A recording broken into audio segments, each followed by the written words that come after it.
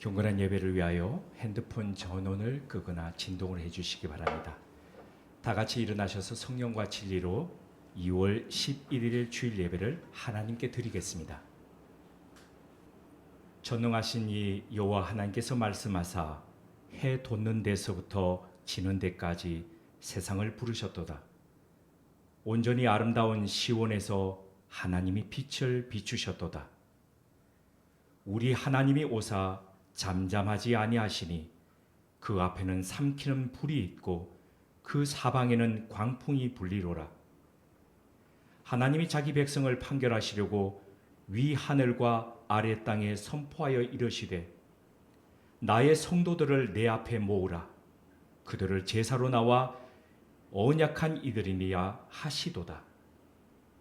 하늘이 그의 공의를 선포하리니 하나님 그는 심판장이심이로다. 아멘.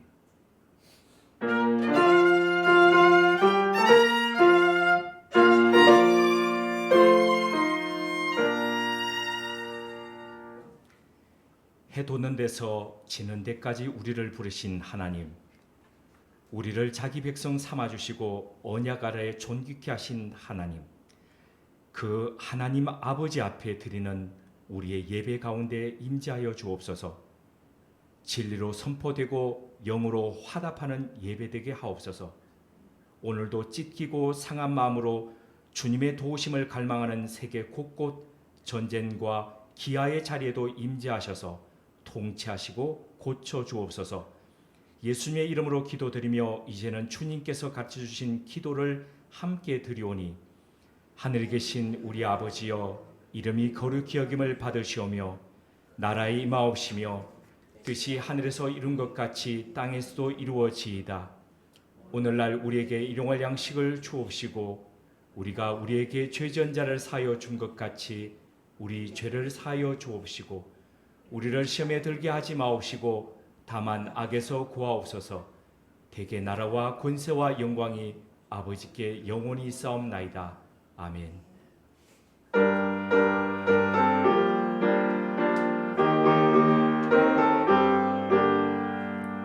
오소서 오소서 평화의 이름 우리가 한몸 이루게 하소서. 오소서 오소서 생명의 주님 서로가 귀히 여기게 하소서. 오소서 오소서 진리의 주님 모두가 주를 따르게 하소서. 교동문 7번을 함께 교독하시겠습니다. 교동문 7번입니다. 여호와여, 어느 때까지니까 나를 영원히 잊으시나이까? 얼굴을 내에게서 어느 때까지 숨기시겠나이까? 나의 영혼이 번민하고 종일토록 마음에 근심하기를 어느 때까지 하오며 내 원수가 나를 치며 자랑하기를 어느 때까지 하리이까? 여호와 내 아버지 하나님이여, 나를 생각하사 응답하시고 나의 눈을 밝히소서. 두렵건대 내가 사망의 잠을 잘까 하오며 두렵건대 나의 원수가 이르기를 내가 그를 이겼다 할까 하오며 내가 흔들릴 때에 나의 대적들이 기뻐할까 하나이다.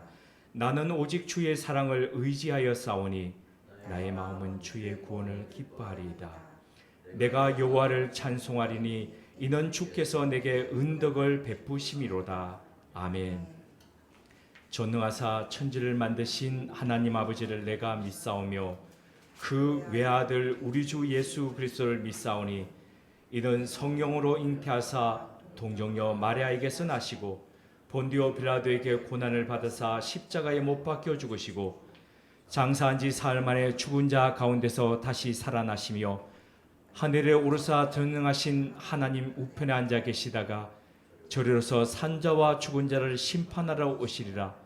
성령을 믿사오며 거룩한 공회와 성도가 서로 교통하는 것과 죄를 사하여 주시는 것과 몸이 다시 사는 것과 영원히 사는 것을 믿사옵나이다. 아멘.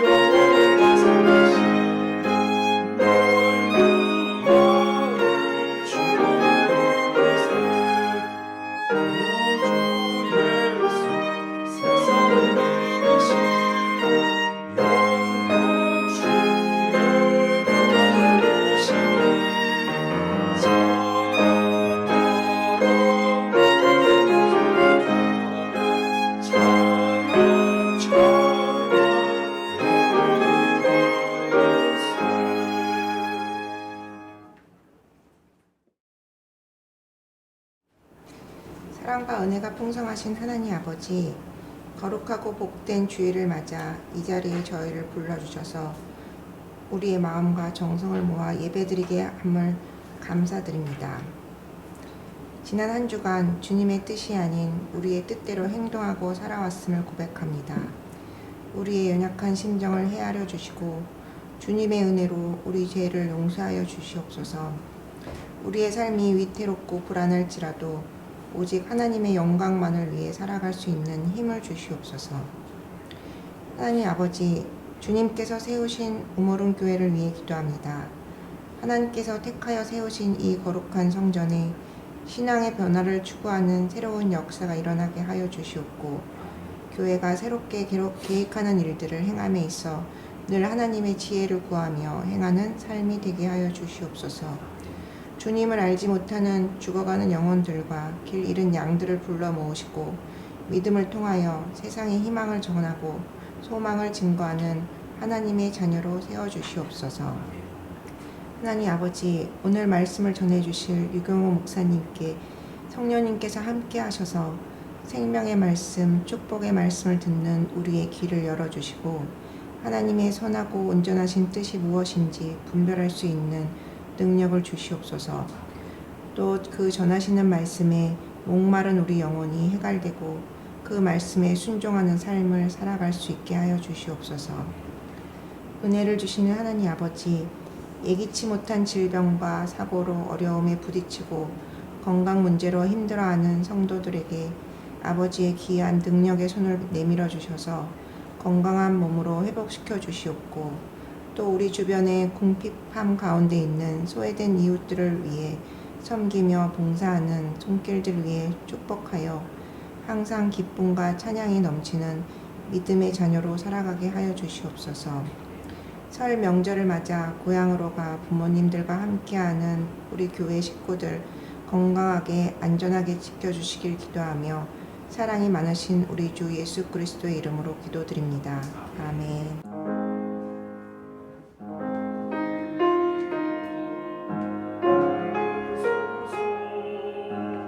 우리 마음 아시오니 우리 기도 들으소서.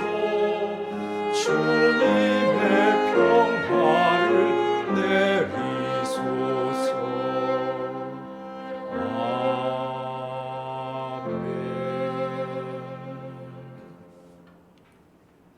오늘 우리에게 주시는 하나님의 말씀은 사도행전 1장 15절에서 26절입니다. 사도행전 1장 15절에서 26절입니다. 신약성경 187쪽입니다. 제가 봉독하겠습니다. 모인 무리의 수가 약 120명이나 되더라. 그때에 베드로가 그 형제들 가운데 일어서서 이르되 형제들아, 성령이 다윗의 입을 통하여 예수 잡는 자들의 길잡이가 된 유다를 가리켜 미리 말씀하신 성경이 응하였으니 마땅하도다. 이 사람은 본래 우리 수 가운데 참여하여 이 직무의 한 부분을 맡았던 자라. 이 사람이 불의의 삭스로 밭을 사고 후에 몸이 곤두박질하여 배가 터져 창자가 다 흘러나온지라. 이 일이 예루살렘에 사는 모든 사람에게 알려져 그들의 말로는 그 밭을 아겔다마라 하니 이는 피밭이라는 뜻이라. 시편에 기록하였으되 그의 거처를 황폐하게 하시며 거기 거하는 자가 없게 하소서 하였고 또 일렀으되 그의 직분을 타인이 취하게 하소서 하였도다. 이러므로 요한의 세례로부터 우리 가운데 올려져 가신 날까지 주 예수께서 우리 가운데 출입하실 때엔 항상 우리와 함께 다니던 사람 중에 하나를 세워 우리와 더불어 예수께서 부활하심을 증언할 사람이 되게 하여야 하리라 하거늘 그들이 두 사람을 내세우니 하나는 바사바라 하고 별명은 유스도라 하는 요셉이요 하나는 마띠아라. 그들이 기도하여 이르되 무 사람의 마음을 아시는 주여, 이 두 사람 중에 누가 주님께 택하신 바 되어 봉사와 및 사도의 직무를 대신할 자이신지를 보이시옵소서. 유다는 이 직무를 버리고 제 곳으로 갔나이다 하고 제비 뽑아 마띠아를 얻으니 그가 11 사도의 수에 들어가니라. 아멘. 주의 말씀 내 발에 등불이요 내 길에 빛이 됩니다.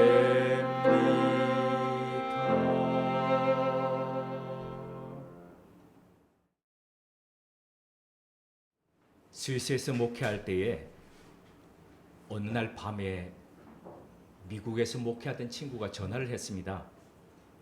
교회를 개척한 지 얼마 되지 않았는데도 교우들이 늘어서 점점 늘고 하니까 한 100여 명이 넘었습니다. 그래서 교회법에 따라서 그 교회에 장로를 세우는 일을 하게 되었습니다. 보통 이럴 경우 교회들은 그냥 투표해서 이렇게 사람을 그냥 이렇게 뽑지 않습니다. 교회의 중직자를 세우는 일이기에 후보를 추천받고 검증하고 그리고 그 후보를 위해서 온 교회가 다 기도합니다. 그 교회도 이를 위해서 담임 목사를 비롯해서 온 교우들이 엄청 기도했던 것은 분명합니다. 오랜 날을 기도했고 투표했고 그리고 개표했습니다. 그 결과 그 교회의 유력한 집안의 어른이 되지 않고 별로 유명하지 않은 그러나 묵묵하게 교회를 위해 섬기던 분이 피택이 되었습니다. 그때부터 일이 생기기 시작했습니다. 유력한 집안의 분이 안 됐던 그분이 그때로부터 시작해서 제 친구 목사를 비난하고 험담하기 시작했습니다. 급기야는 자기 가족들과 친구들과 또 친척들 다 데리고 한 50명이 교회를 나가서 딴 교회로 가버렸습니다. 교회가 어느 날 한순간에 반토막이 나버렸습니다. 수화기 너머로 통곡하는 친구의 목소리가 흘러나왔습니다. 아직도 그 소리가 기억이 납니다. 친구는 같은 한인교회를 목회하고 있으니까 저한테 하소연을 하면서 위로받고자 전화를 했는데 저는 할 말이 없었습니다. 그냥 듣고 있다가 같이 울다가 제가 이렇게 말했습니다. 미안하다. 나는 너에 비해서 땅 짚고 헤엄치고 있어서 뭐라고 내가 위로해 줄 말이 없다. 미안하다. 감사하게도 반토막이 났던 그 교회는 그 이후에 더 아름다운 교회가 되었습니다. 그래서 교회가 그 지역에서 이 목회자 그러면은 참 신실한 목회자, 그 교회는 참 좋은 교회 이렇게 소문이 나서 점점점 많은 사람들이 왔고 그리고 새로운 교우들이 그 교회를 등록했습니다. 7년이 지나도록 안식년 한번 가지지 못하고 365일 교회에서 살던 이 친구가 작년에는 다른 교역자에게 주일 예배 설교를 맡기고 무려 한 달간 한국을 나와서 제가 만나서 같이 시간을 보내기도 했었습니다. 교회의 장로를 뽑고 권사를 세울 때에 한국 교회 또는 많은 한인 교회들이 이와 같은 내홍을 겪습니다. 교회뿐만 아니라 심지어 목사들 모임에서 한 교단에서 총회장을 뽑을 때는 더 가관입니다. 이쪽 파와 이쪽 파가 치열하게 싸웁니다. 그리고 어디서 돈이 그렇게 났는지 돈을 가지고 표를 매수합니다. 이른바 금권 선거가 이 교회 정치판에 그렇게 난무합니다. 그래서 어떤 교단에서는 이전에 어떤 제도를 도입을 했냐면 야 그러면 우리 투표하지 말고 딱 후보자 선정해 가지고 나와서 그 사람들이 이렇게 찢는 걸 해서 제비뽑기 하자. 성경에 제비뽑기 있지 않냐. 얼마나 성경적이냐. 이렇게 해서 그렇게 실시하던 교단도 있었습니다. 제비뽑기 성경에 많이 나옵니다. 오늘 본문에도 보면 예수님의 12제자 중에 결혼된 한 사람을 뽑는 그 방식에도 이 방식이 채택되었습니다. 자, 그렇다면 제가 질문을 드려볼게요. 제비뽑기는 성경적일까요? 아니, 성경에 나와 있으니까 성경적 아니야? 이렇게 이제 생각할 수 있습니다. 그러면 제가 질문을 좀 바꿔보겠습니다. 그러면 이 제비뽑기가 정말 하나님이 원하시는 것일까요? 이게 하나님의 뜻일까요?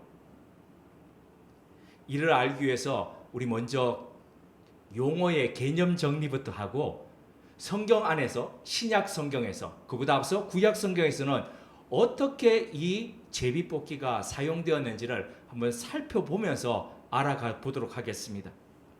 제비뽑기라고 할 때 이 제비는 봄이 되면 강남에서 제비가 왔다라고 할 때에 그 제비가 아닙니다. 그러니까 날짐승 제비가 아니라는 거죠.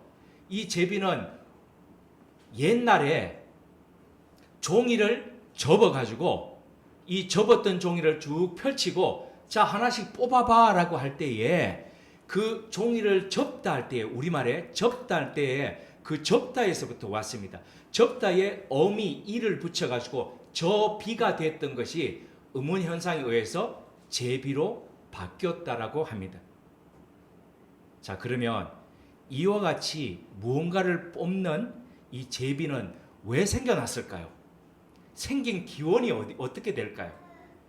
제비뽑기에 해당하는 이 히브리어 단어가 고랄입니다. 고랄. 그런데 우리는 종이를 접어서 이렇게 했는데 그들은 돌멩이에다가 뭔가를 이렇게 해가지고 그 돌멩이를 이렇게 놓고 돌멩이를 줍는 것 여기서 기원되었습니다.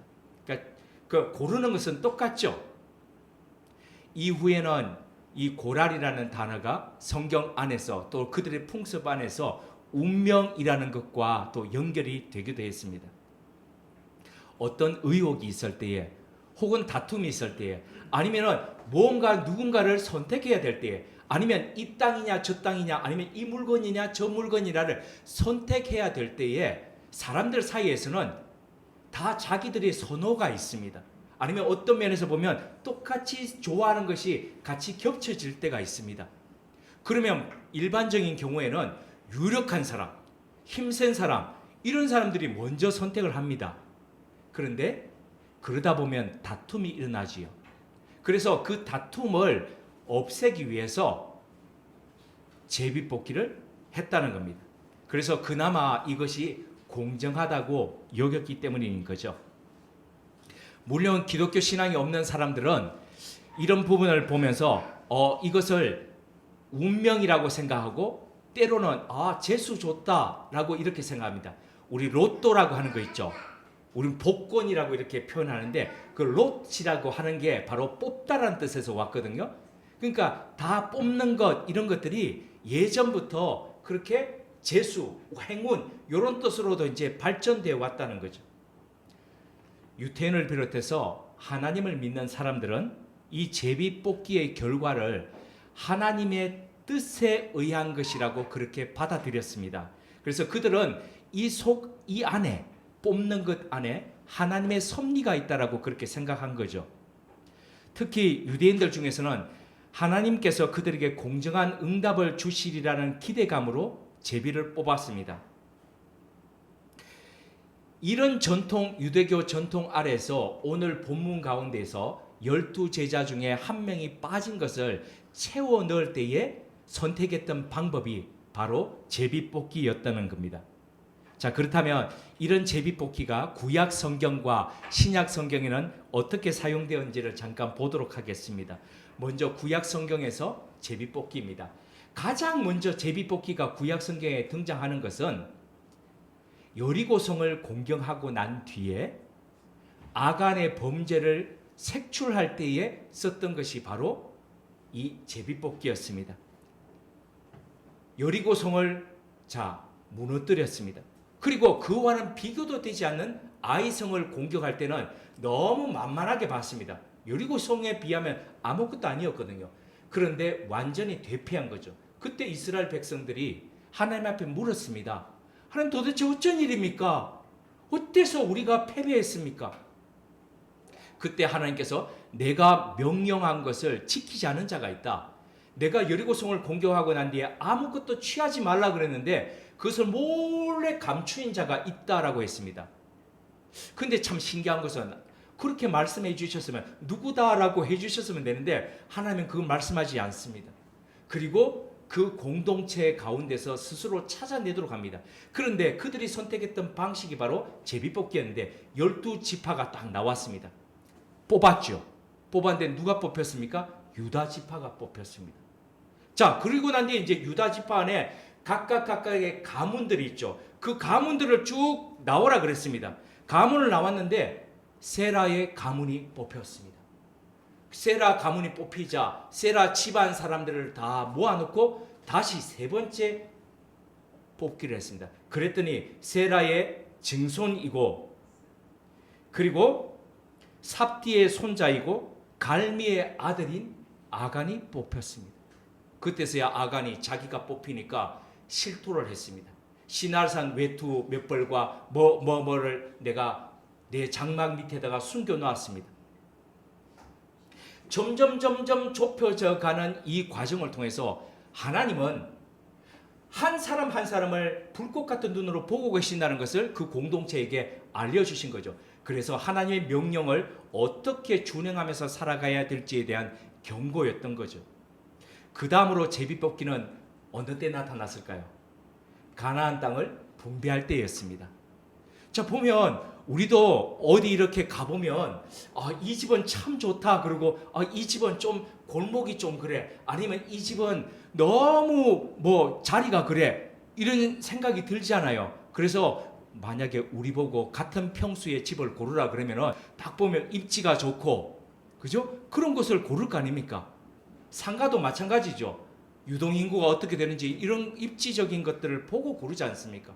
그러니까 사람들이 자기가 선호한 땅을 딱 차지하려고 그러니까 다툼이 나겠죠. 그래서 여호수아가 우리 그러지 말고 제비뽑기 하자. 그래서 가나안 땅을 제비뽑기해서 나눴던 거죠. 그 다음 제사장들이 자신들의 직무를 감당할 때 이때도 제비뽑기를 했습니다. 군대에서 당직 설 때에, 당직이라는 것은 밤새는 거거든요. 그런데 이 당직 설 때에 요 병사들 간에 또 간부들 간에도 서로 갈등이 많습니다. 왜냐하면 지금처럼 연휴지 않습니까?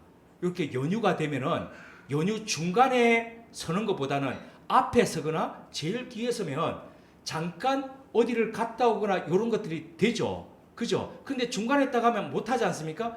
그래서 전날은 내가 힘 있는 사람들은 야, 그날 내가 하지 마. 이제 그 행정계라고 하는 보통 상병들이 하는데 병장들은 야, 그날 내 빼. 이제 이런 식으로 얘기를 하는 거죠. 그래서 조정을 합니다. 간부들도 마찬가지고요. 자, 그런데 제사장들도 그랬나 봅니다. 그러니까 제사장들도 야, 우리 그러지 말고 그러면 제비뽑기 하자. 근데 제사장이 반차라고 하는 게 있었습니다. 순번입니다. 그게 몇 순번까지가 있었냐면 24순번까지가 있었습니다. 그래서 순번별로 다 돌리는 거였죠. 그래서 세례 요한의 아버지가 그 세례 요한을 잉태하기 전에 이 계시를 봤죠. 그때 보면 반차를 따라서 예루살렘 성전에 올라가서 그가 하나님을 섬길 때 이런 그 센텐스가 나오거든요. 그러니까 제사장들이 순번에 따라서 그렇게 갔다는 겁니다. 자, 이 순번들도 그렇게 나눴습니다. 본래 제사장이라는 뜻이 그 히브리어로 코헨이라는 뜻인데 이 코헨이라는 게 어떤 의미가 있냐면 남 대신에 다른 사람 대신에 거기에 서 있는 사람 이런 뜻이거든요. 그래서 그 서 있는 것을 이렇게 제비 뽑아가지고 순번으로 돌렸다는 겁니다. 그 다음 대표적인 경우를 보면 제비 뽑는 것이 요나서에 보면 나옵니다. 요나가 하나님께서 야, 너 니느웨로 가. 아시리아의 수도인 니느웨의 그 죄악이 너무너무 가득 차가지고 내가 멸할 지경에 있다. 넌 가서 그들로 하여금 회개하도록 해라. 그래서 가야 되는데 아시리아가 아시는 바와 같이 늘 북이스라엘을 괴롭혔지 않습니까? 그러다가 나중에는 기원전 722년에 아시리아가 쳐들어와서 북이스라엘 멸망할 지경에 멸망시킬 지경까지 갔던 거죠. 그러니까 늘 괴롭히는 원수국이 망하면 요나도 기쁘지 않습니까? 그러니까 가고 싶지 않았다는 겁니다. 그래서 그는 스페인의 다시스로 가는 길로 배를 타가지고 몰래 그렇게 가죠. 그러다가 풍랑을 만나가지고 이 뱃사람들의 모든 것들을 다 벌리는데도 배가 침몰할 지경에 이르자 그 가운데서 이제 제비뽑기를 합니다. 제비뽑기를 해가지고 딱 걸린 것이 바로 이 요나가 걸린 거죠.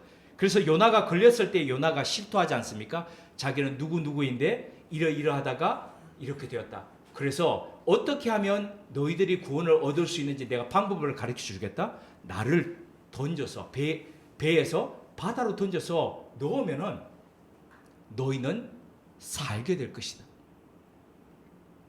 자, 그 이후에 보면 지난 시간에 우리 최 선교사님과 더불어서 이사야서를 했지 않습니까? 그러니까 이사야서가 저희는 우리 교회 그 홈페이지에 이렇게 유튜브에 많이 들어와 가지고 이렇게 많이 듣나 할 정도로 지난주 설교가 거의 폭발적이었는데 우리에 비하면 폭발적이었는데요. 그 이사야 보면 이사야 선지자도 제비뽑기에 대한 이 하나님의 뜻을 참 이렇게 받아들이고 있었구나라는 것들을 알 수 있거든요. 이사야서 34장 17절에 이런 말씀을 합니다. 여호와께서 그것들을 위하여 제비를 뽑으시며 그의 손으로 줄을 띄어 그 땅을 그것들에게 나누어 주셨으니 그들이 영원히 차지하며 대대로 거기에 살리라. 그러니까 이사야도 이런 제비뽑기 속에 하나님의 섭리와 선택이 있다는 것을 고백한 거죠. 신약 성경에 보면 구약 성경만큼 다양하게 제비뽑기가 나오지는 않습니다. 그러나 그럼에도 불구하고 이 신약 시대, 그러니까 초기 교회 사람들이 구약의 전통 가운데 있던 이 제비뽑기 방식을 그들의 공동체에 결정하는 데 있어서 받아들였다는 것을 알 수 있습니다. 그 대표적인 것이 바로 오늘 본문 가운데 있죠. 자, 정리해 봅니다. 그러면 구약 시대나 신약 시대나 하나님의 뜻을 분별하고 그 뜻을 순종하기 위해서 제비 뽑았다는 것을 알 수 있습니다. 그렇다면 제비 뽑기는 하나님의 뜻일까요? 오, 지금까지 이렇게 왔으니까 하나님의 뜻이겠지. 네, 하나님께서 그렇게 뜻 가운데서 이렇게 하나님의 뜻이 이 제비 뽑기에 있다면 그럼 우린 오늘날 살아가면서 여전히 제비 뽑기 하면서 살아가야 되겠네요. 기도할 필요 없지 않습니까?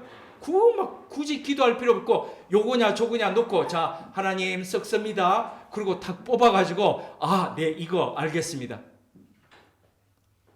하나님 오늘 교회 갈까요 말까요? 자, 딱 간다 안 간다.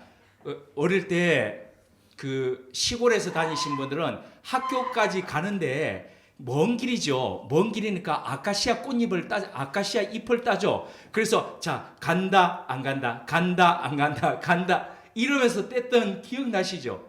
자, 우리도 이제 앞으로 그렇게 하면 되겠네요. 자, 이 웃으시는 거 보니까 그건 아니지 이렇게 생각하시는 것 같은데 이스라엘 사람들은 오랫동안 제비뽑기와 더불어서 때때로는 꿈으로 또는 선지자의 말로 하나님의 음성을 듣고 하나님의 뜻을 분별하면서 그렇게 살아갔습니다. 앞서 말씀드렸듯이 사람들의 분쟁과 다툼이 이 제비뽑기로 인해서 해결이 되었습니다. 그러면 우리도 앞으로 그렇게 가야 될 것인가? 아닙니다. 그렇지 않습니다. 비록 제비뽑기가 한동안 역사 속에서 교회 속에서도 사용되었다 하더라도 오늘날 우리가 살아갈 때에 그렇게 된다 안 된다 이다 아니다로 뽑을 그런 게 아니라는 겁니다. 왜 그럴까요? 왜 그렇게 해야 될까요? 자, 이를 우리가 잘 알 수 있는 것이 계절이라는 게 있죠. 계절. 자, 지금 이제 겨울에서부터 봄으로 넘어가고 있습니다. 봄이 되면 봄의 옷을 입습니다. 그러니까 이것처럼 이렇게 계절에 따라서 바꿔지는 게 있다는 거죠. 음식도 마찬가지입니다. 유통기한이라는 게 있죠. 유통기한이 있으면 그 기한이 끝나고 난 뒤는 안 합니다. 다른 걸 합니다. 마찬가지로 신앙 안에도 그렇다는 거죠. 하나님의 계절이 바뀌는 것이 있다는 겁니다. 하나님의 계절이. 그래서 이를 초기 교회 사람들이 이해를 했다는 겁니다. 자, 단순히 보면 오늘 마띠아를 뽑을 때에 이 사람들이 단순히 하나님 자 누굴까요 해가지고 제비뽑기로 그냥 이렇게 했느냐? 아닙니다. 그들은 기도했죠. 그죠? 기도하고 뽑았습니다. 자, 그러고 난 뒤에 그러면 계속해서 초기 교회 사람들이 어떤 것을 결정할 때에 이렇게 제비뽑기로 갔느냐? 그렇지 않습니다. 사도행전 15장에 보면 예루살렘 공의회라는 것이 첫 번째로 열립니다. 누가 주관해가지고요? 예수님의 동생 야고보가 주관해가지고 열립니다. 근데 거기에 보면 베드로도 그 야고보 아래에서 권위 아래에 있는 것을 보게 됩니다. 그러니까 이 리더십이 바뀌어진 것을 보게 되는데요. 그때의 예루살렘 공의회에서 중요한 결정을 할 때에 제비뽑기 하지 않습니다. 그들이 토론하고 사도 바울 보고 변론하게 하고 그렇게 하고 난 뒤에 결정을 합니다. 그들은 성령님이 임하시고 난 뒤에 오순절 강림 사건 이후에 말할 수 없는 탄식함으로 자신들을 위해서 기도하시는 성령님 안에서 그 성령님의 음성을 들었습니다. 그리고 그 음성에 따라서 그들은 그 길을 정하고 걸어갔습니다. 대표적인 경우가 안디옥 교회입니다. 사도행전을 보시면 안디옥이 두 군데가 나옵니다. 수리아 안디옥과 비시디아 안디옥인데 지금 안디옥 교회라는 것은 바로 수리아, 그러니까 지금의 시리아 땅에 있는 안디옥입니다. 그런데 이 안디옥 교회에 엄청나게 헌신되고 능력 있는 교사들이 있었습니다. 그 중에 5명의 교사들 중에서 선지자와 교사들 중에서 대표적인 두 사람이 바로 바울과 바나바였습니다. 그런데 어느 날 그 교회 그룹에서 금식하면서 하나님 앞에 기도할 때에 하나님께서 성령님을 통해서 말씀하셨습니다. 바울과 바나바를 따로 세우라. 그 교회에 있어서 이 두 사람의 영향력은 엄청났습니다. 그러면 우리는 어떻게 할까요? 아니 이거 잘못 들은 음성일 거야. 이럴 리가 없어. 혹시 제비 뽑아가지고 다른 사람 있나 보자. 누가 갈까? 이렇게 갈 수도 있는 일이었습니다. 그런데 그 공동체는 그러지 않았습니다. 그들은 그 음성 앞에서 다시 한 번 더 하나님 앞에 금식하면서 그 두 사람을 안수하고 그리고 보냈습니다. 파송을 했습니다. 그 결과가 바로 지금의 터키 땅과 그리스 땅에 복음이 전해지고 교회가 세워지고 그래서 로마까지 복음이 전해지고 이후에 그 복음이 돌아가지고 오늘날 우리에까지 전해지는 그 결정적인 통로가 되었다는 겁니다.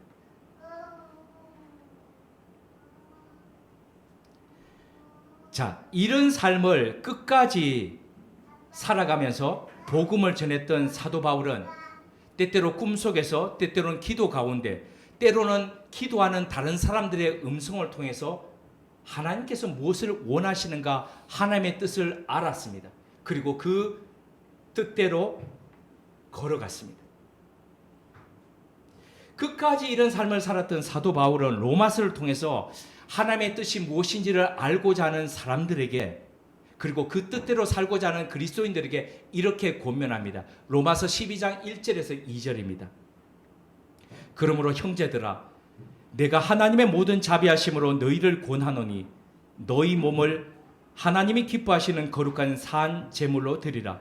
이는 너희가 드릴 영적 예배니라. 너희는 이 세대를 본받지 말고 오직 마음을 새롭게 함으로 변화를 받아 하나님의 선하시고 기뻐하시고 온전하신 뜻이 무엇인지 분별하도록 하라.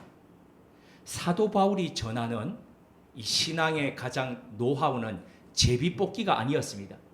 너희들이 하나님이 선하시고 기뻐하시고 온전하신 뜻이 무엇인지 알기 위해서 제비뽑기 하라 그러지 않았습니다.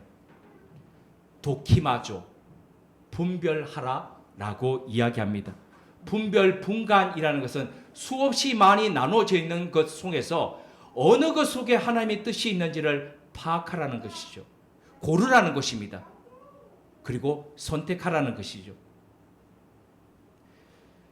성경 속에서 하나님의 뜻을 발견하고 기도를 통해서 그 음성을 들으면서 또는 환경 속에서 다른 사람의 권면 가운데서 그 세미한 음성에 귀 기울이면서 하나님의 계획과 뜻과 섭리를 찾아서 걸어가는 삶을 살라는 거죠. 그래서 성령님이 오시고 난 뒤에 우리는 제비뽑기 할 필요가 없다는 겁니다.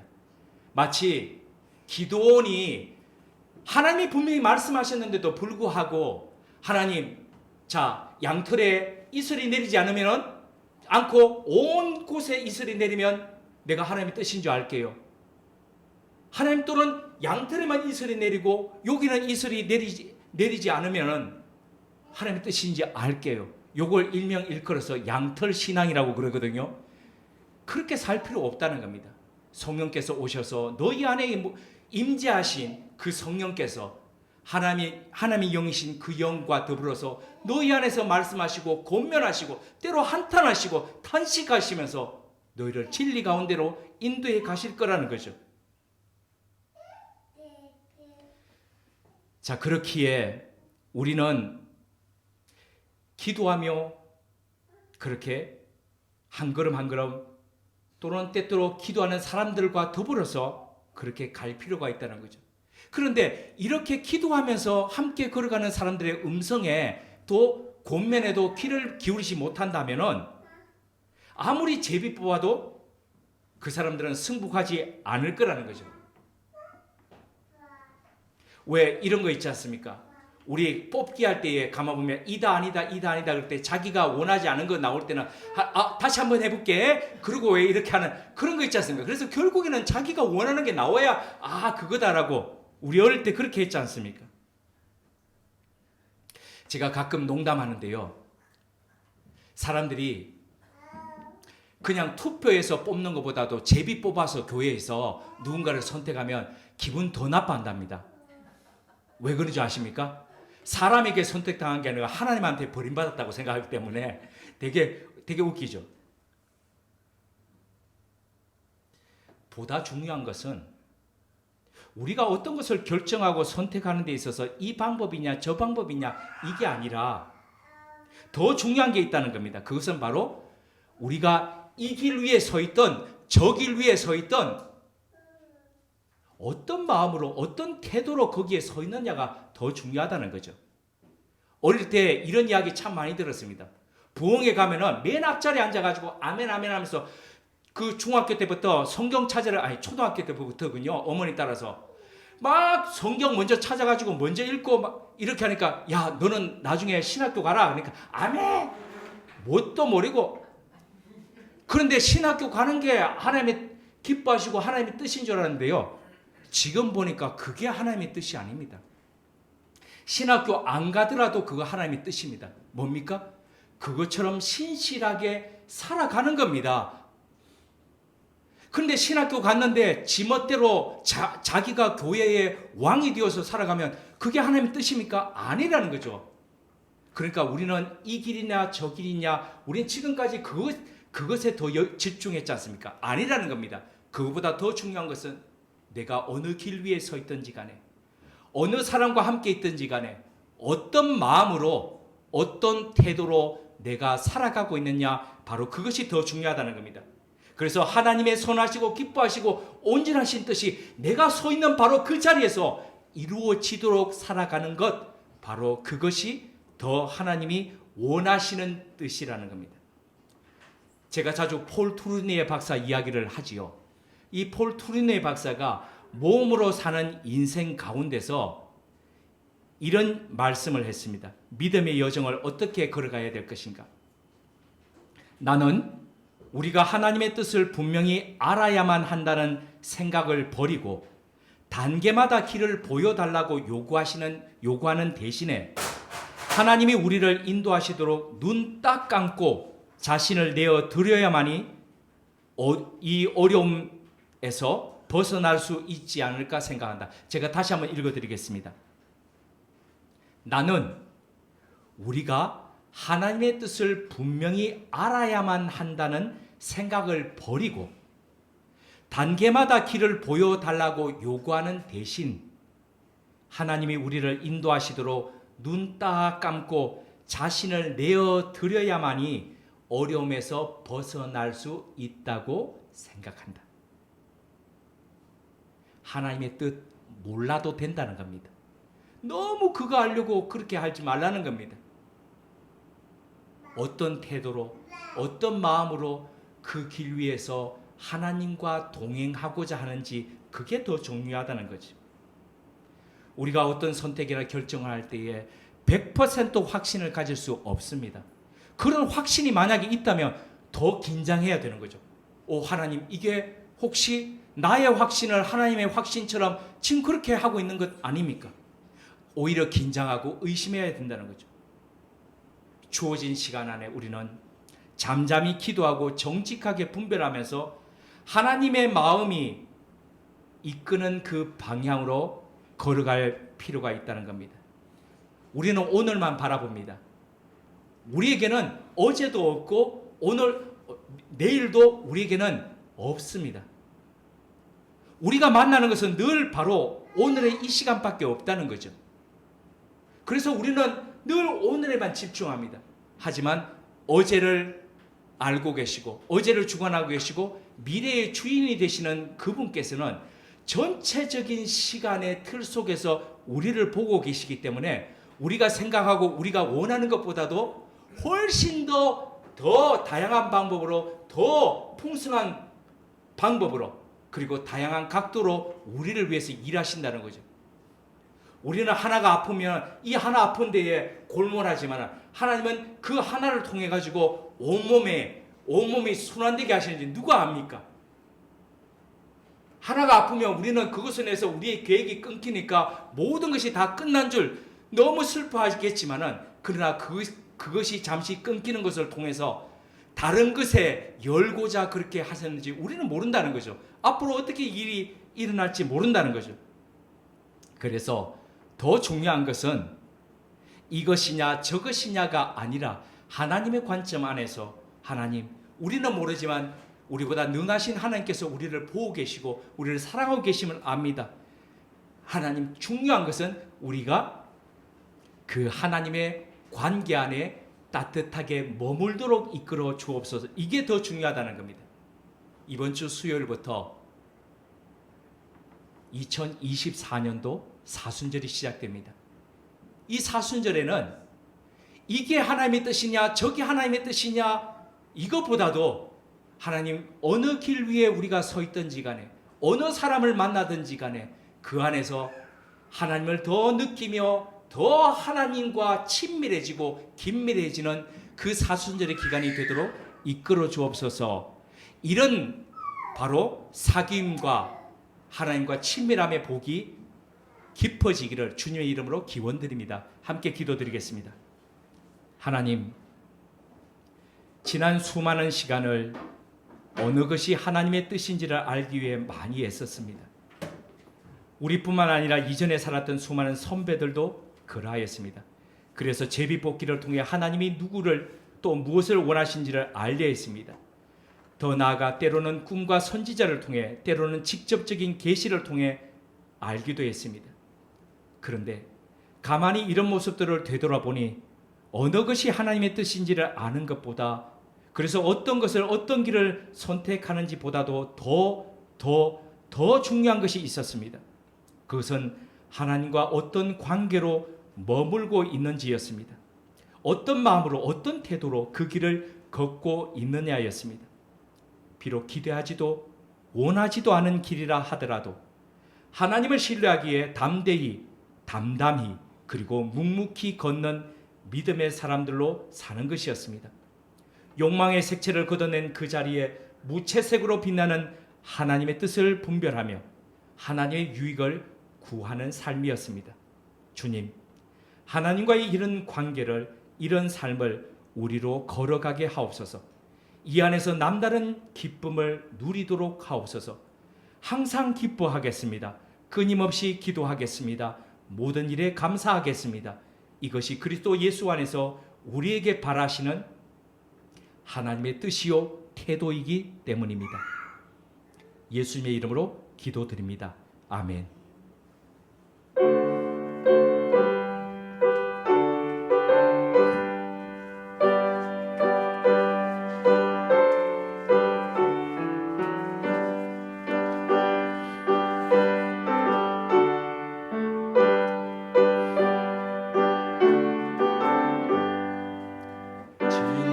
진실하신 주성령 성도 곁에 계시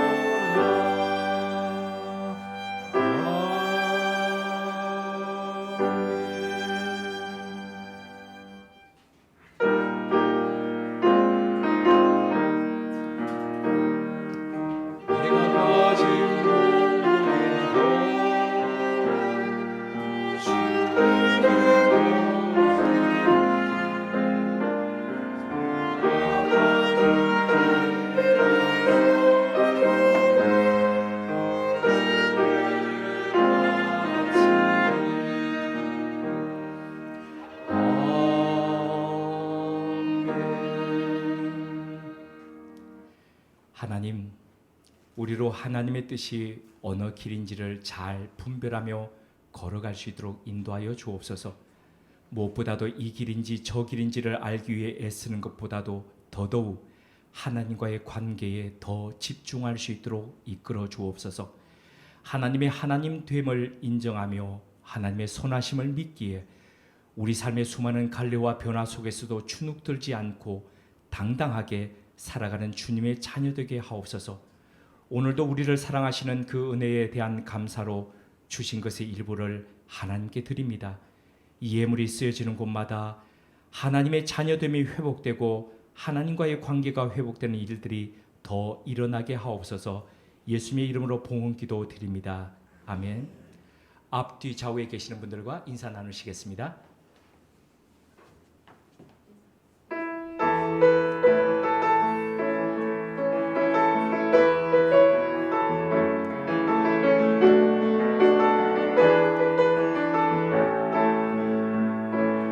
내게 소원이 하나님, 주님 다시 오실 그날까지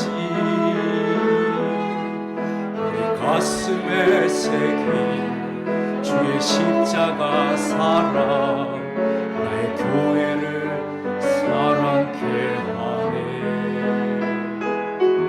주의 교회를 향한 우리 나름, 희생과 포기와 가난과 고난, 너 죽음조차 우리 막을 수 없네. 내 교회는 이 땅의 희망, 교회 내게 예배 되게 우리 사용하소서. 진정한 구원의 날 오늘 임하도록 우리 사용하소서. 성령 안에 예배하리라. 자유의 마음으로 사랑으로 사역하리라. 교회는 생명이니